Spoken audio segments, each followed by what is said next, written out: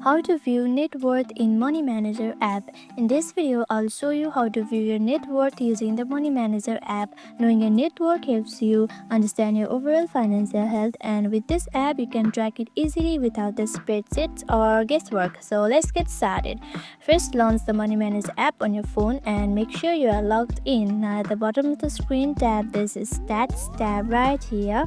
This is where you'll find your financial summaries, including your income, expenses, and balance across all your wallets. And this is your current net worth, okay?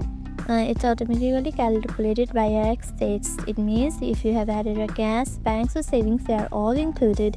Okay, that's how you view your net worth in the Money Manager app, all in real time and beautifully visualized like this.